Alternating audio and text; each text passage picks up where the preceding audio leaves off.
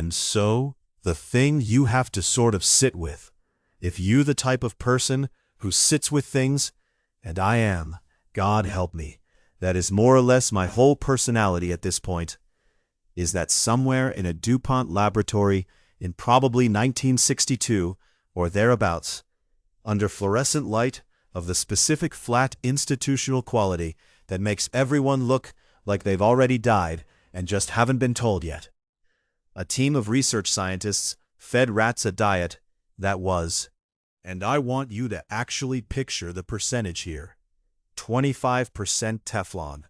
Not a garnish, not a sprinkle, a quarter of the whole caloric universe of these animals' lives, replaced with a substance whose entire commercial virtue is that eggs don't stick to it.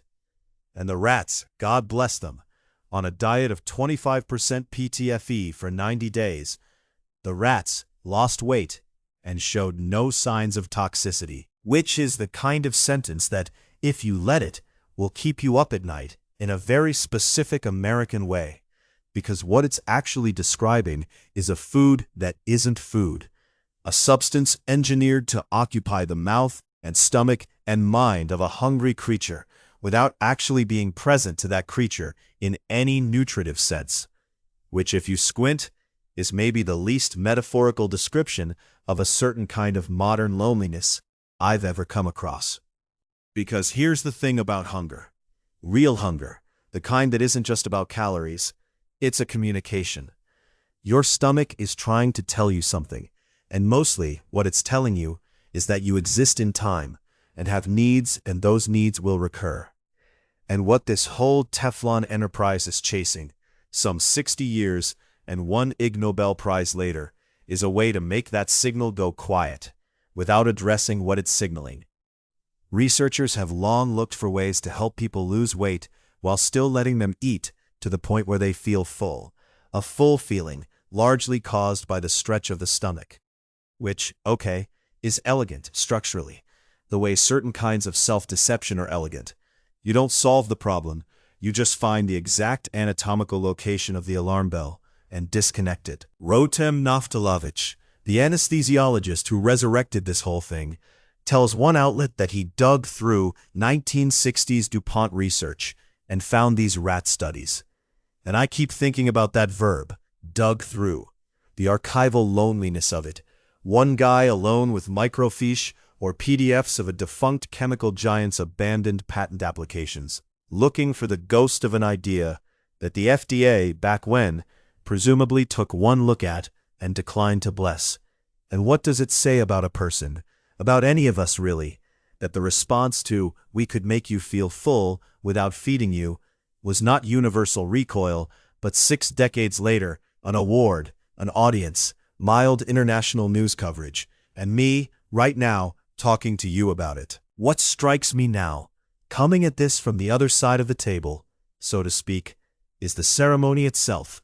Because the Ig Nobels are handed out at Harvard's Sanders Theater, and there is a tradition, going back to founder Mark Abrahams, of actual Nobel laureates showing up to present the awards.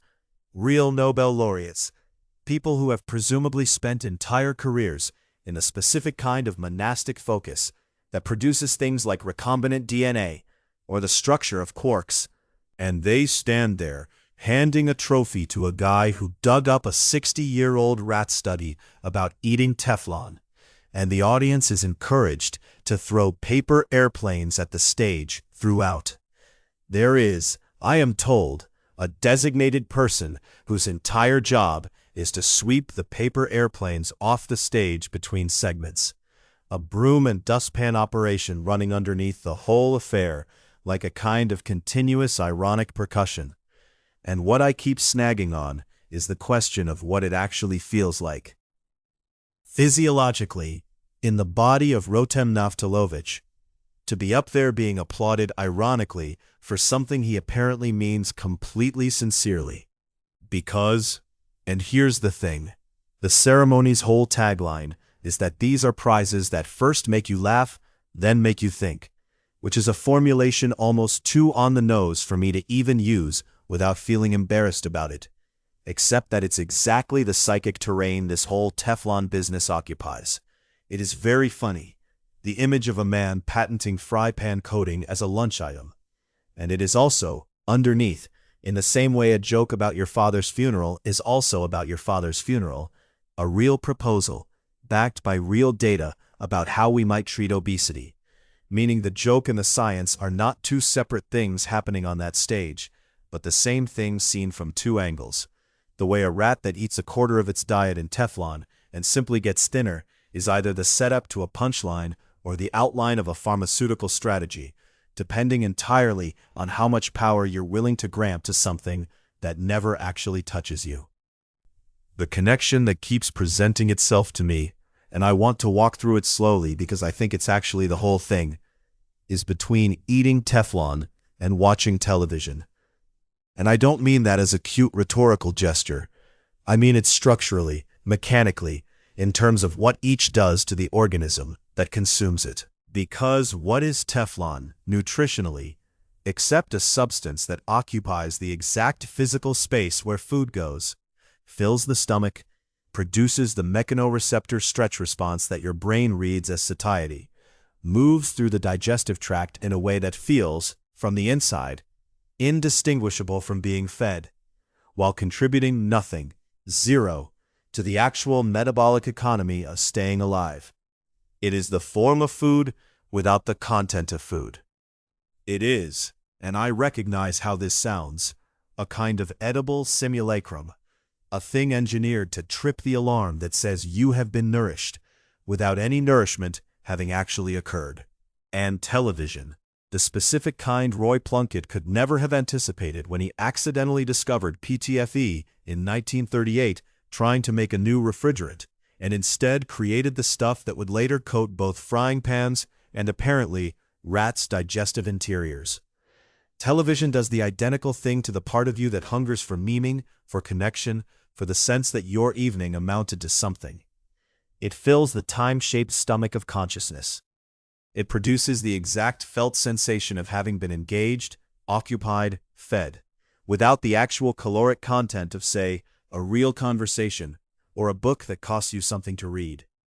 You sit down lonely, and you get up 3 hours later still lonely, but with the specific bloated non-satisfaction of a stomach full of a substance that was never food to begin with.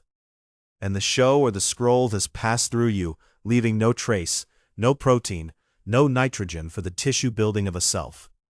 Which is maybe the real unfunny joke buried under the funny one, that we already invented the Teflon of the mind decades before anybody proposed eating the actual polymer, and we consume it in much greater quantities.